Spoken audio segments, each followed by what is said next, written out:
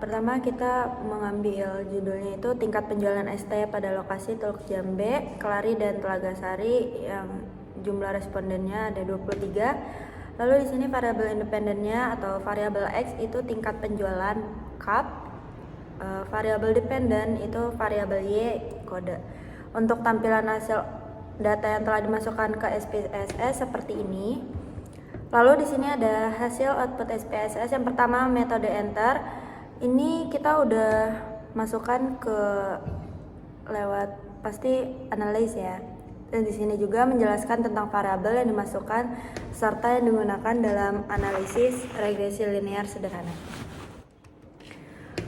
Yang kedua, persamaan regresi linear sederhana. Di atas ini ada Y sama dengan 116,05 dikurang 1,57X.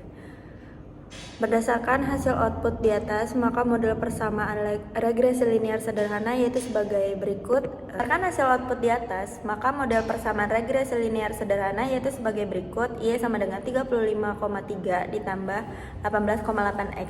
Untuk membuat persamaan tersebut, maka bisa dilihat pada tabel koefisien bagian kolom B di unstandardized koefisien di mana hasilnya adalah A sama dengan angka konstan pada unstandardized koefisien 35,8. Untuk B-nya sama dengan angka koefisien regresi gaya kepemimpinan pada unstandardized koefisiennya itu 18,8. Lalu yang ketiganya ada uji hipotesis pada analisis regresi linear sederhana. Hipotesa penelitian. HO tidak ada pengaruh gaya kepemimpinan terhadap kinerja tenaga kependidikan. HA ada pengaruh gaya kepemimpinan terhadap kinerja tenaga kependidikan. Uji hipotesis atau uji pengaruh berfungsi untuk mengetahui apakah koefisien regresi tersebut signifikan atau tidak. Variabel X berpengaruh terhadap variabel Y. Maka uji hipotesis dilakukan menggunakan dua cara, yaitu A. Membandingkan nilai sig p-value dengan alpha 0,05 dan berikut adalah tabel ANOVA-nya. Kriteria keputusan uji hipotesis atau uji T berpengaruh jika nilai T hitung TH lebih besar T table. Tidak berpengaruh jika nilai T hitung lebih kecil dari T table. Hasil dan kesimpulan. Karena nilai signifikansi 0,062 lebih besar dari 0,05, maka tidak terdapat pengaruh yang signifikan antara variabel X terhadap variabel Y secara simultan atau menyeluruh. Artinya, model regresi secara keseluruhan belum mampu menjelaskan variasi pada variabel dependen Y secara signifikan pada taraf kepercayaan 95%. B. Membandingkan nilai T hitung dengan T tabel. Kriteria keputusan uji hipotesis atau uji T berpengaruh jika nilai T hitung lebih dari sama dengan T tabel. Tidak berpengaruh jika nilai T hitung kurang dari T tabel. Seperti yang kalian lihat, kita sudah mencari T tabelnya. Lalu ada kurva regresi. Hasil dan kesimpulannya, hasil pengujian dari tabel koefisien didapatkan nilai T hitung untuk variabel koefisien adalah 1,971. Nilai T tabel dengan derajat kebebasan DF yaitu 21 dan alfanya yaitu 0,05 uji dua sisi adalah sekitar 2,08. Kesimpulannya yaitu karena T hitung 1,971 lebih kurang dari T tabel 2,080, maka tidak ada pengaruh yang signifikan antara variabel bebas terhadap variabel terikat. Dalam model regresi ini, artinya dalam konteks penelitian ini, variabel yang diuji koefisien belum terbukti secara statistik berpengaruh nyata terhadap hasil Y karena belum melewati ambang batas kepercayaan. Lalu yang keempat ada analisis koefisien korelasi.